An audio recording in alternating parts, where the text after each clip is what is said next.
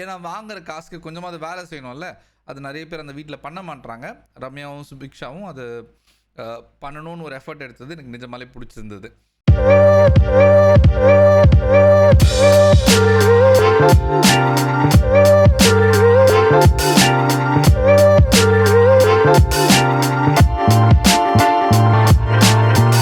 Hi, hello, வணக்கம். எல்லோரும் நல்லா இருக்கீங்கன்னு நம்புகிறேன். பிக் பாஸ் சீசன் 9 டே 2, அதாவது நேற்று ஃபுல்லாக என்னெல்லாம் நடந்ததோ 24/7 அதெல்லாம் வந்து உங்களுக்கு நான் ஒரு பிரேக் டவுனாக கொடுக்க போகிறேன். ரிவ்யூ ரீகேப் மாதிரி வச்சுக்கோங்களேன். இதில் உங்களுக்கு ஏதாவது எதிர்மறையான கருத்துக்கள் இருந்தாலோ, இல்லை ஒன்றிய கருத்துக்கள் இருந்தாலோ, இல்லை ஏதாவது கண்டஸ்டண்ட்டை ஸ்பெசிஃபிக்காக நான் கவர் பண்ணணும்னு நீங்கள் நினச்சாலும் அதை கமெண்ட்டில் சொல்லுங்கள். கண்டிப்பாக பண்ணுவேன். சரியா? டே 2 என்ன நடந்தது, டே 1 நைட் டிஸ்கஷன்ஸோடு சேர்த்து சொல்கிறேன். ரம்யாவும் சுபிக்ஷாவும் வந்து நைட்டு பிளான் போட்டுட்ருப்பாங்க. என்ன பண்ணிகிட்டு இருப்பாங்கன்னா, அவங்களுக்கு கேப்டன்சி டாஸ்க் கிடையாது. அதாவது பிக் பாஸ் சூப்பர் டீலக்ஸ் வீட்டில் இருக்கிறவங்களுக்கு கேப்டன்சி டாஸ்க் கிடையாது. அவங்களால ஒரே ஒரு விஷயம் தான் பண்ண முடியும். என்னென்னா, பிக் பாஸ் வீட்டில் இருக்கிற ஆட்களுக்கு வேலை கொடுக்க முடியும். அதை வச்சு மட்டும்தான் அவங்களால ஒரு இம்பேக்ட் க்ரியேட் பண்ண முடியும். ஸோ அதை எப்படி பண்ணணும், எஃபிஷியண்ட்டாக பண்ணணுன்றதுக்கு அவங்க பிளான் போட்டுட்ருக்காங்க. யாரும் ரம்யாவும் சுபிக்ஷாவும் எனக்கு அது பிடிச்சிருந்தது. ஏன்னா வாங்குற காசுக்கு கொஞ்சமாவது வேலை செய்யணும்ல. அது நிறைய பேர் அந்த வீட்டில் பண்ண மாட்றாங்க. ரம்யாவும் சுபிக்ஷாவும் அது பண்ணணும்னு ஒரு எஃபர்ட் எடுத்தது எனக்கு நிஜமாலே பிடிச்சிருந்தது. யாரை டார்கெட் பண்ணணும், யாருக்கு என்ன வேலை கொடுக்கணும் அப்படின்றதெல்லாம் அவங்க ஓப்பனாகவே சொல்லிட்டாங்க. சொல்லிவிட்டு அதை நடைமுறைப்படுத்துறதுக்கு ரெடி ஆகுறாங்க. ஓகேவா? லேட்டாக தூங்க போகிறாங்க. காலையில் என்ன ஆகுதுன்னா, ஒரு 5 மணிக்கு பிரவீன் காந்தி ஏஞ்சிடுறாரு. ஏஞ்சிட்டு டிவி வேணும்னு சண்டை போடுறாரு. ஆனால் வெளில போக, அதாவது பிக் பாஸ் சூப்பர் டீலக்ஸ் வீட்டிலேருந்து எல்லாருமே வெளில வந்தால் தான் பிக் பாஸ் வீட்டில் இருக்கிற ஆட்களுக்கு வேலை கொடுக்க முடியும், கேஸ் ஆன் ஆகும். சரியா? பிரவீன் காந்தி மட்டும்தான் வெளில போகணுன்றாரு. மற்றவங்கலாம் வந்து இந்த பவரை நம்ம கரெக்டாக யூஸ் பண்ணிக்கணும். ஸ்பெசிஃபிக்லி சுபிக்ஷா சொல்கிறாங்க, நம்ம பவரை கரெக்டாக யூஸ் பண்ணிக்கிட்டு அவங்களுக்கு எவ்வளோ வேலை கொடுக்க முடியுமோ அது கொடுக்கணும். இல்லைனா கடைசி வரைக்கும் நம்ம ஒற்றுமையாக இல்லைனா ஒன்றுமே பண்ண முடியாதுன்ற மாதிரி சொல்கிறாங்க. பட் அவர் இன்சிஸ்ட் பண்ணுறாரு, நான் உங்களுக்கு விட்டு கொடுக்குறேன், நீங்கள் வந்து எனக்கு சப்போர்ட்டே பண்ண மாட்டேறீங்கன்ற மாதிரி அவர் பேசுகிறாரு. வேறு வழி இல்லாமல் எல்லோரும் பிக் பாஸ் சூப்பர் டீலக்ஸ் வீட்டிலேருந்து வெளில வராங்க, அவருக்கு டீ வேணுன்றதுக்காக. ஓகேவா? அதுக்கப்புறம் கொஞ்ச நாள் அப்படியே போகுது. டாஸ்க்லாம் கொடுக்குறாங்க. டாஸ்க் கொடுக்கும்போது முட்டிக்குது. யாருக்கு? திவாகருக்கும் ரம்யா ஜோவுக்கும் முட்டிக்குது. அதே மாதிரி பார்வதிக்கும் சுபிக்ஷாக்கும் முட்டிக்குது. சரியா? ரம்யா ஜோவும் திவாகருக்கும் என்ன பிரச்சனை அப்படின்றத சொல்கிறேன். வேலை கொடுத்துட்டு அவர் எல்லா வேலையும் செஞ்சுறாரு. திவாகர் வேலை செய்யாமல் இல்லை, எல்லாத்தையும் முடிஞ்ச அளவுக்கு அவர் செய்கிறாரு. செஞ்சுட்டு வெளில போகும்போது அவருக்கு தெரிஞ்ச காமெடி என்னென்னா, மற்ற படங்களில் கோட் பண்ணி பேசுகிறது. அதுதான் அவருக்கு தெரிஞ்ச காமெடி. ஸோ அவர் வந்து என்ன, வெளில போகும்போது கண்ட்ரி ஃப்ரூட் அப்படின்றாரு. கண்ட்ரி ஃப்ரூட்ன்றது வந்து கண்ட்ரி ப்ரூட் அப்படின்ற ஒரு வார்த்தை. பழம் இல்லைனா முட்டாள் அந்த மாதிரி விஷயங்களை குறிக்கிறது தான் கண்ட்ரி ஃப்ரூட் அப்படின்றது. அதோட ஆக்சுவல் மீனிங் அதுதான். அவர் சொன்னது என்னென்னா, வடிவேல் காமெடியை தான் அவர் மீன் பண்ணியிருப்பார். அது ரம்யாவுக்கு தெரியாது. ரம்யா வந்து அது என்ன சொல்லிட்டு போகிறாரு அப்படின்னு சொல்லிட்டு அரோரா கிட்ட கேட்குறாங்க. அரோரா வந்து எனக்கு அது ஓரளவுக்கு முட்டாள் அப்படின்ற ரேஞ்சில் ட்ரான்ஸ்லேட் ஆகுதா அது அப்படின்னு ரம்யா கேட்க, அரோரா ஆமாம் அப்படின்னு சொல்லிடுறாங்க. சொன்ன உடனே அங்கேருந்து பிரச்சனை ஸ்டார்ட் ஆகுது. ரம்யா உடனே அவர்கிட்ட போயிட்டு, இப்படிலாம் பேசலாமா, இது தப்பு தானே, எனக்கு கொடுக்கப்பட்ட டாஸ்க் தானே நான் செய்கிறேன், நீங்கள் படிச்சிருக்கீங்க தானே அப்படின்னு சொல்லி பேச ஆரம்பிச்சிடுறாங்க. அவர் உடனே வந்து சமாளிக்க ட்ரை பண்ணுறாரு. இல்லை, நான் என்னன்னானே சொல்லிக்கிட்டேன் அப்படின்னு சொல்லி இது பண்ணுறாரு. மன்னிப்பு கேட்க சொல்கிறாங்க எல்லாரும். அவர் உடனே வந்து ஓகே சாரி அப்படின்ற மாதிரி சொல்லிடுறாரு. அதுக்கு உடனே ரம்யா விடாமல் ஃபீல் பண்ணி சாரி கேளுங்க, சும்மா சாரி கேட்டாலும் விட முடியாதுன்ற மாதிரி அந்த ஃபைட்டை எக்ஸ்டெண்ட் பண்ணிக்கிட்டே இருக்காங்க. சரியா? அதுக்கு அவர் ரிட்டன் என்ன, ஒரு கட்டத்தில் அவர் பயங்கர ஐரேட் ஆகிட்டு திரும்ப கத்த ஆரம்பிச்சிடுறாரு. அவரும் வந்து ரம்யாவை பார்த்து படிச்சிருக்கீங்க தானே நீங்கள் அப்படின்ற மாதிரி பேசிடுறாரு. சரி, படிச்சிருக்கியா இல்லையன்ற மாதிரி பேசிடுறாரு. அது ரம்யாவுக்கு ரொம்ப ஹர்ட் ஆயிடுச்சு. நீங்கள் கேட்கலாம், என்னப்பா ரம்யா தானே ஃபஸ்ட்டு படிச்சிருக்கீங்களான்னு கேட்டாங்க, திவாகர் ஃபஸ்ட்டு கேட்கலையே அப்படின்னு நீங்கள் கேட்கலாம். ஆனால் அந்த வீட்டில் பெருமை பீத்துறது ஒரே ஒரு பர்சன் தான், அது திவாகர் தான். எப்போ பார்த்தாலும் நான் எவ்வளோ படிச்சிருக்கேன், நான் எவ்வளோ பெரிய ஆள், நான் இவ்வளோ பெரிய ஆள், எனக்கு எவ்வளோ பப்ளிசிட்டி அப்படின்னு சொல்லிட்டு பீத்துறது அவர் தான். இந்த மாதிரி பீத்திட்டு இருக்கிற ஆட்களுக்கு அப்படி தான் கேட்பாங்க. நீங்கள் தானே சொல்கிறீங்க படிச்சிருக்கீங்கன்னு, அப்போ படித்தவங்க இப்படி தான் பண்ணுவாங்களா அப்படின்னு கேட்குறாங்க அவங்க. அதுக்கு அவர் வந்து இவரை கேட்டது தப்பாக ரைட்டான்றது நான் வந்து என்னை பொறுத்த வரைக்கும் அது தப்பு. ஏன்னா அவங்க முன்னாடியே சொல்லிட்டாங்க, அவங்களுக்கு படிப்பு இல்லை, படிக்க வைக்க யாருமே இல்லை, ரொம்ப கஷ்டப்பட்டு தான் வந்தாங்கன்றதை அவங்க முன்னாடி சொல்லிட்டாங்க. சொல்லிட்டு அப்புறம் அதை வந்து எடுத்து பண்ணது வந்து ஒரு மாதிரி குத்தி காட்டுற மாதிரி, அப்படி அவங்கள ரொம்ப கஷ்டப்படுத்துகிற மாதிரி அது இருந்துச்சுன்னு எனக்கு பட்டுச்சு. மற்றவங்களுக்கு என்ன கருத்துன்னு எனக்கு தெரியாது. மாற்று கருத்து இருந்தால் அதை ஷேர் பண்ணுங்கள், சரியா? இதில் நடுவில் திவாகரை பிடிக்காத ஆட்கள் இருக்காங்க இல்லையா, இந்த எஃப்ஜே, கமருதீன், இவங்களாம் என்ன பண்ணிட்டாங்க, நடுவில் வந்துட்டு இதில் எஃப்ஜே வந்து நான் வெட்டிடுவேன் அப்படின்ற லெவலுக்கெலாம் பேசுகிறாரு. கமருதீன் தள்ளியே விட்டுறாரு. தள்ளி விட்டுட்டு அதை வந்து அதுக்கப்புறம் அது ஜஸ்டிஃபை பண்ண பார்க்குறாரு, அது நியாயப்படுத்த பார்க்குறாரு. அது ஒரு மாதிரி காமிக்கலாக வந்து அப்புறம் எஃப்ஜே எடுத்துகிட்டு போக ட்ரை பண்ணார். அது செட் ஆகலை. அதனால் அந்த அந்த அக்ரெசிவ்னஸை மெயின்டைன் பண்ணிவிட்டு அது எப்படியோ ஒரு மாதிரி சப்சைட் ஆகிடுச்சு. சபரி நடுவில் வந்து கத்தி அது ஒரு மாதிரி கண்ட்ரோல் பண்ண ட்ரை பண்ணி அவரும் மொக்க வாங்கிட்டு போயிட்டார். ஏன்னா திவாகர் கிட்ட யாருமே பேச முடியாது. ஏன்னா பேசினாலும் கேட்குற ஒரு மனநிலையில் அவர் கிடையாது. அவரை பொறுத்த வரைக்கும் அவர் சொல்கிறதெல்லாம் ரைட்டு, அவர் பண்ணுறதெல்லாம் ரைட்டு, அவர் தான் இந்த உலகத்திலே நம்பர் 1 அப்படின்னு நினச்சிக்கிட்டு இருக்காரு. அந்த டெல்யூஷன் இருக்கு இல்லையா, திவாகரோட டெல்யூஷன், அது வந்து அவரோட ஸ்ட்ரென்த், அவரோட கான்ஃபிடென்ஸ்ன்னு நிறைய பேர் பேசுகிறாங்க. அது முட்டாள்தனம்ன்றதை வந்து யாராவது அவருக்கு அவருக்கு புரிகிற மாதிரி சொன்னாதான் அவரால் தன்னை மேம்படுத்திக்க முடியும். அந்த மாதிரி பிஹேவியரை எனேபிளே பண்ணக்கூடாது. முட்டாளுங்க தான் முட்டாள் பிஹேவியரை வந்து எனேபிள் பண்ணுவாங்க. ஸோ முட்டாளாக இருக்காதீங்க, சரியா? அதுக்கப்புறம் சபரி வாட்டர் இன்சார்ஜ் இல்லையா, வாட்டர் இன்சார்ஜுக்கு வந்து இங்கேருந்து அங்கே 10 செகண்டில் போக முடியுமான்னு ப்ராக்டிஸ் பண்ண ட்ரை பண்ணி போயிட்டு டேங்கில் இருக்கிற பைப்பை ஒட்டி தண்ணி வேஸ்ட் ஆகிடுது. அதுக்கு ரொம்ப ஒரு பக்கம் ஃபீல் பண்ணிகிட்டு இருந்தார். பட் அதுவும் ஓரளவுக்கு சால்வ் ஆகிடுச்சின்னு வச்சுக்கோங்களேன். இதில் என்ன ஒரு கொடுமைனா, தண்ணி இல்லாத காரணத்தினால முந்தா நேற்று என்ன ஆயிடுச்சு, கானா வினோத் இருக்கார் இல்லையா, அவர் ஸ்விம்மிங் பூலில் குதித்து குளிச்சிருப்பார். அதில் ஓகேவா, திவாகர் வந்து அவர் குளித்த தண்ணியை எடுத்து ஸ்விம்மிங் பூல்லேருந்து எடுத்து ரூல் பிரேக் பண்ணியிருப்பார். அதை எடுத்து போய் யூஸ் பண்ணியிருப்பார். இதே மாதிரி ரூல் பிரேக்ஸ் நிறையா நடந்திருக்கும் த்ரூ அவுட் த டே. அதுவும் நாள் ஃபுல்லாக நடந்திருக்கும். என்னென்னா, முட்டை வாங்கி விக்ரம் சாப்பிட்ருப்பார் துஷார் கிட்டேருந்து. கனி வந்து தண்ணி எடுத்து சமைச்சிருப்பாங்க, எடுக்கக்கூடாத தண்ணி எடுத்து வச்சு சமைச்சிருப்பாங்க. நிறைய பேர் மூஞ்சி கழுவுறதுக்கு தண்ணி எடுத்து வந்துருப்பாங்க, குளிக்கிறதுக்கு தண்ணி எடுத்து வந்துருப்பாங்க. அதான் ரூல் பிரேக்குள்ளே அடங்கும், சரியா? அந்த ரூல் பிரேக் பண்ணிட்டாங்கன்றதை வந்து பிக் பாஸ் சுட்டி காட்டும்போது எல்லாருமே சைலண்ட்டாக இருந்துட்டாங்க. கனி மட்டும் ஒத்துக்கிட்டாங்க. அப்புறம் லேட்டராக கெமியும் ஒத்துக்கிட்டாங்க, விக்ரமும் துஷாரும் ஒத்துக்கிட்டாங்க. அப்புறம் பிரவீன் ராஜ் இருக்கார் இல்லையா, அவரும் ஊட்டி விட்டுருப்பார். லிவர் நினைக்கிறேன், லிவர் வந்து எஃப்ஜேக்கு ஊட்டி விட்டுருப்பார். அதுவும் ரூல் பிரேக் உள்ளே வந்துடும். ஸோ அந்த மாதிரி எல்லோரும் ஒவ்வொன்றா வந்து என்ன ரூல் பிரேக் பண்ணாங்கன்றதை சொல்லுவாங்க. பிக் பாஸ் வந்து பனிஷ்மெண்ட் கொடுத்துருவார். என்ன பனிஷ்மெண்ட்னா கேஸ் ஆஃப் பண்ணிவிடுவாங்க, சரியா? லைக் அந்த நாள் ஃபுல்லாக அந்த தண்ணி பிரச்சனையிலேயே வந்து போய்டும்னு நினச்சேன். அப்போ தான் வந்து அரோரா வந்து ஒரு நல்ல செக்மெண்ட் ஒன்று கொடுத்தாங்க. ஒரு 20 மினிட்ஸ் இருக்கும். அரோரா அவ்வளோ தெளிவுங்க அந்த பொண்ணு. உள்ளே வரும்போது அவ்வளோ ஹேட்டோட வந்தாங்க. ஆனால் இந்த வீட்டிலே ரொம்ப தெளிவாக விளையாடுற பொண்ணு அவங்க தான்றதை அவங்க எஸ்டாப்ளிஷ் பண்ணிட்டாங்க. எல்லாரோட கேரக்டர் இருக்குல்ல, கேரக்டர், பர்சனாலிட்டி, அவங்களோட பிஹேவியர், ப்ளே ஸ்டைல்லாம் இருக்குல்ல, அதெல்லாம் புட்டு புட்டு புட்டு புட்டு வச்சாங்க. ஒரு 20 மினிட்ஸ் பார்க்கவே ரொம்ப சூப்பராக இருந்துச்சு. அதில் அவங்க தப்பாக சொன்னது 2 பேரை பற்றி தான். ஒன்று வந்து கலையரசன், இன்னொன்று வந்து ஆதிரை. ஸோ கலையரசன் பற்றி அவங்க தப்பாக யூகிச்சது வந்து என்னை பொறுத்த வரைக்கும் ஒரு கேமுன்னு நான் பார்க்குறேன். ஏன்னா அவர் நாமினேஷன் லிஸ்ட்டில் இருக்கார் இல்லையா, அவங்கள பொறுத்த வரைக்கும் பிரவீன் காந்தி எலிமினேட் ஆகணுன்றது தான் அவங்க கோல்னு நான் நினைக்கிறேன். ஸோ கலையரசனை கொஞ்சம் ஹைப் பண்ணி பேசுகிற மாதிரி பேசியிருந்தாங்க. ஆதிரையை வந்து தப்பாக கணக்கு போட்டது வந்து ஆதிரி கிட்ட ஒரு இன்கன்சிஸ்டன்சி இருக்குது அவங்களோட பிஹேவியரில். அவங்க சைலண்ட்டாக இருக்காங்க, ஒரு மாதிரி சாதுவாக இருக்காங்க. ஆனால் நாமினேஷன் பண்ணுறதுக்கு உள்ளே போகும்போது ஒரு வெடி வெடித்தாங்க, பட்டாசு மாதிரி.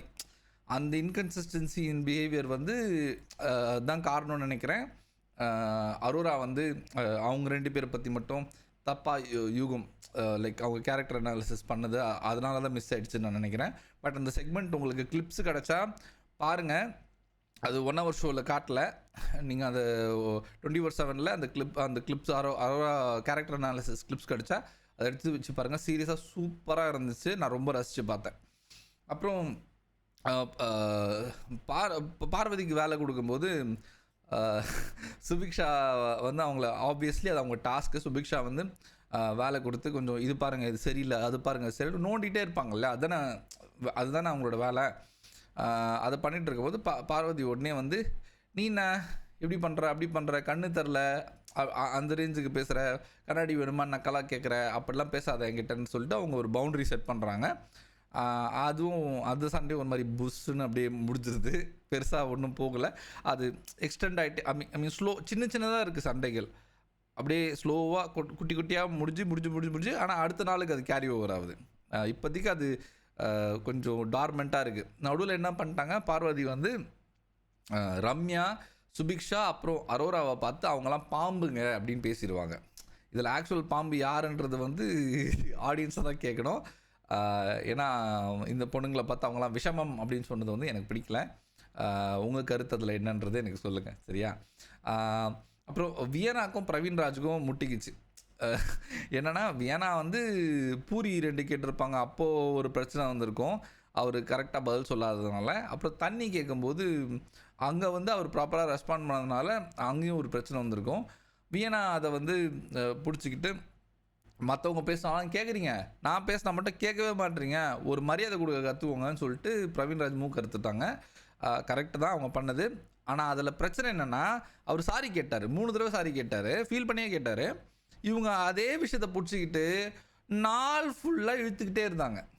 தொடர்ந்து அதே பற்றி பேசி பேசி பேசி பேசி எவ்வளோ ஜவ்வு மாதிரி இழுக்க முடியுமோ இழுத்துக்கிட்டே இருந்தாங்க.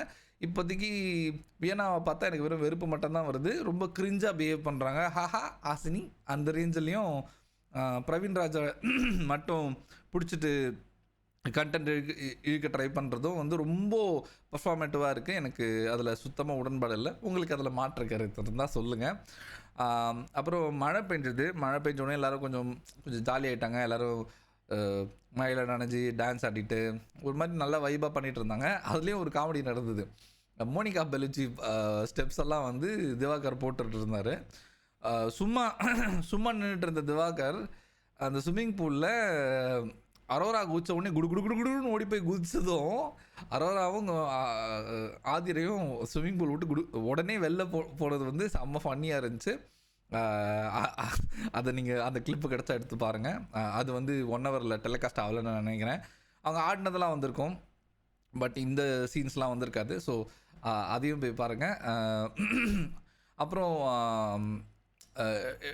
இனிமேல்ட்டு என்ன அக்கா தங்கச்சி அப்படிலாம் கூப்பிடாத அப்படின்னு சொல்லிட்டு பார்வதி வந்து சுபிக்ஷா கிட்ட சொல்லியிருப்பாங்க. சுபிக்ஷா எக்ஸ்பிளைன் பண்ணுவாங்க, வயசில் மூத்தவங்கிறதுனால தான் நான் அக்கா தங்கச்சி அண்ணன் தம்பிலாம் சொல்கிறேன், பாண்டிங்காகலாம் நான் சொல்ல. ஸோ அது மாதிரி நான் வளர்ந்த விதம் அப்படி தான், என்னால் அப்படி தான் பேச முடியுன்ற மாதிரி சொல்கிறாங்க. பார்வதி வந்து இல்லை நீங்கள் அப்படிலாம் கூப்பிட வேணாம்னு சொல்லிட்டு அது ஒரு பிரச்சனை திருப்பி வந்துட்டு அதையும் ஒரு முற்றுப்புள்ளி வச்சிடுறாங்க. அப்புறம் நடுவில் வந்து கிராஜுவலாக பேசிகிட்டு இருக்கும்போது கலையரசர் என்ன பண்ணிடுறாரு, இந்த வெளியில் இருக்க ரிவ்யூவர் நாய்ங்கெல்லாம் வந்து கண்டதையும் போடுங்க, அதை பார்த்து மக்கள் ஒரு புது கதையே கட்டிடுவாங்க நம்ம மேலேன்ற மாதிரி ரொம்ப இழிவாக ரிவ்யூஸை பற்றி பேசியிருப்பாங்க. எனக்கு அவர் ரிவ்யூஸ் பற்றி பேசுனது பிரச்சனை கிடையாது, அது அவரோட உரிமைன்னு வச்சுக்கோங்களேன். ஆனால் அவ்வளோ பெரிய ஸ்டேஜில் அந்த ஷோவை இந்த ரேஞ்சுக்கு கொண்டு போய் விடுறது வந்து என்னை பொறுத்த வரைக்கும் கண்டென்ட் கிரியேட்டர்ஸ் தான், ரிவ்யூவர்ஸ் தான். அவங்க இவங்கள பற்றிலாம் பேசலைன்னா இவங்கள பற்றி நிறைய பேருக்கு தெரியாமே போயிடும். ஸோ அது அவர் கொஞ்சம் மனசில் வச்சுருந்துருக்கலாம். ரிவ்யூவர்ஸையும் தாண்டி இந்த ஷோவை சோஷியல் மீடியாவில் நிறைய மக்களும் ஜென்ரல் மக்களும் ரிவ்யூ பண்ணுறாங்க.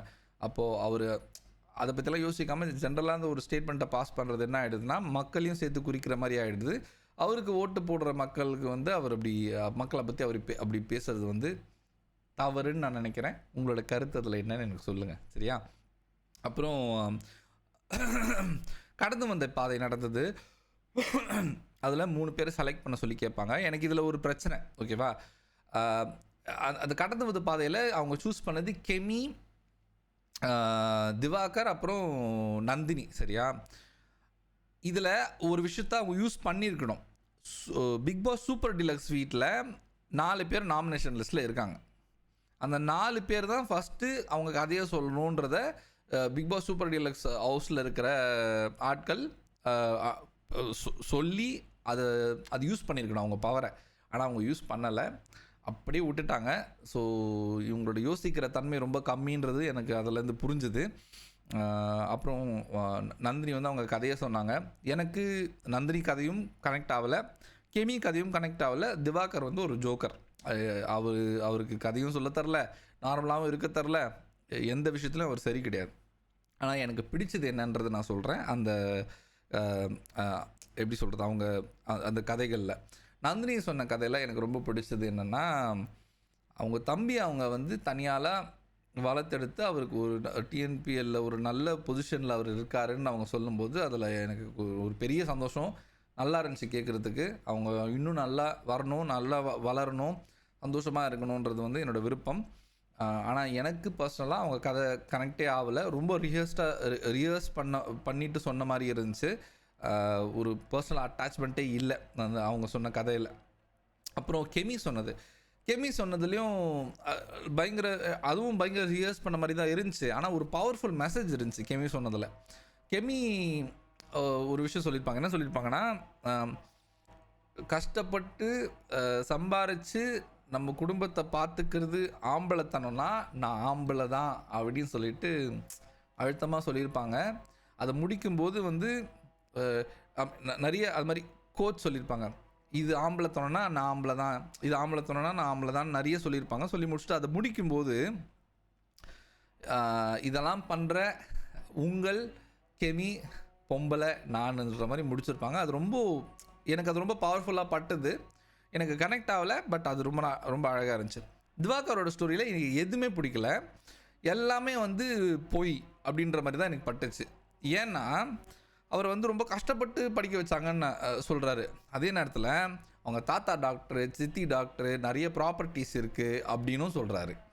அதுக்கப்புறம் 6th ஸ்டாண்டர்ட்லேயே வந்து அவர் குவார்ட்டர்லேருந்து பயங்கரமாக படிக்க ஆரம்பிச்சார், நல்ல மார்க்ஸு அப்படின்னு சொல்கிறாரு. ஆனால் அவங்க அப்பா அம்மா அவரோட மார்க்ஸ் எல்லாம் பார்த்து ரொம்ப டிசப்பாயிண்ட் ஆகிட்டாங்கன்னு சொல்கிறாரு.